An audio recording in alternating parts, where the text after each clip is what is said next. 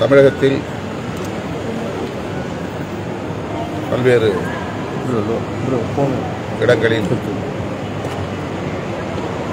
பெண்களுக்கு எதிரான வன்கொடுமைகள் அவ்வப்போது நடந்துள்ள சூழலில்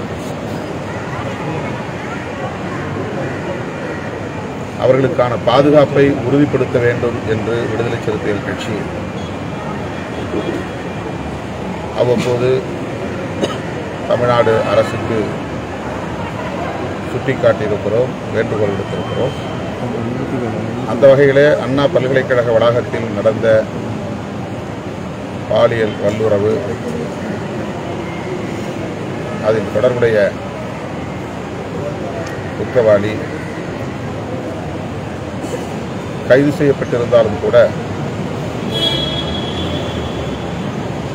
அந்த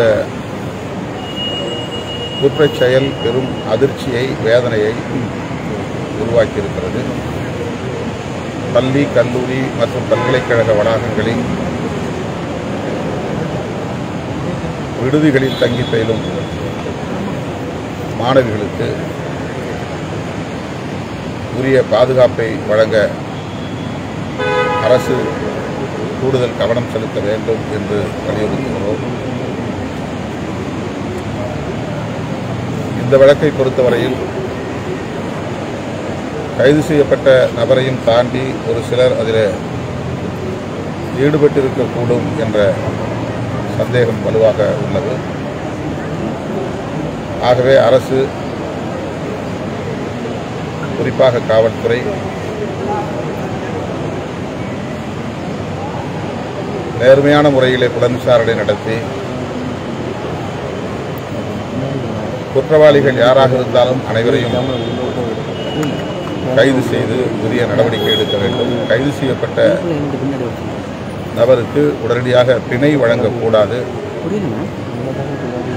அவரை சிறையில் வைத்தபடியே புலன் விசாரணையை முடித்து குற்றப்பத்திரிகையை தாக்கல் செய்து வழக்கு விசாரணையையும் முடித்து தண்டனை வழங்க வேண்டும் என்று விடுதலை சிறுத்தைகள் கட்சி வலியுறுத்துகிறது. குறிப்பாக யார் அந்த சார்னு எதிர்கட்சியினர்லாம் நிறைய அதெல்லாம் சொல்கிறாங்க. அந்த மாதிரி ஒரு சந்தேகம் இருப்பதனால்தான் நேர்மையான புலன் விசாரணை தேவை.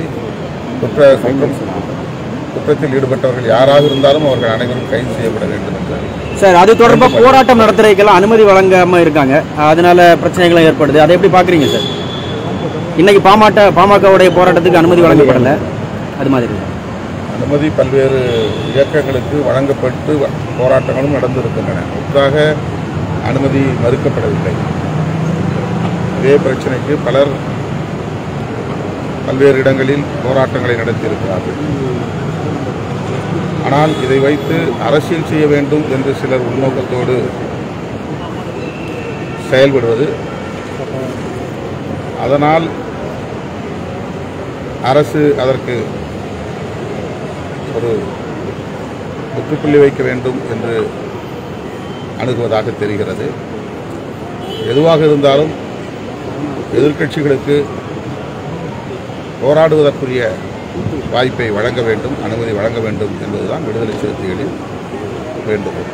நேற்றைய தினம் புத்தாண்டு வாழ்த்துக்கள் தெரிவிக்க விஜயோடைய புகைப்படம் அடங்கிய தாவேக்காவினர் போஸ்டர் விட்டுருக்காங்க. அது காவல்துறை அனுமதி மறுப்பு தெரிவிச்சிருக்காங்க. எப்படி பார்க்குறீங்க? அனுமதி மறுத்து அதை பறிமுதல் பண்ணியிருக்காங்க. போஸ்டர் எல்லா போஸ்டரும் கிழிச்சிருக்காங்க. ஒரு கட்சி கவர்மெண்ட் கொடுத்த அறிக்கையை துண்டறிக்கையாக கொடுக்கும்போது பர்மிஷன் இல்லாமல் கொடுக்க அறிக்கை புத்தாண்டு பொங்கல் வாழ்த்து வால் போஸ்டர் தெரியல. நாம இல்லை அந்த மாதிரி எங்கே நடந்துச்சுன்னு தெரியல. பழம் நடக்கக்கூடாது. ஓகே, நன்றி.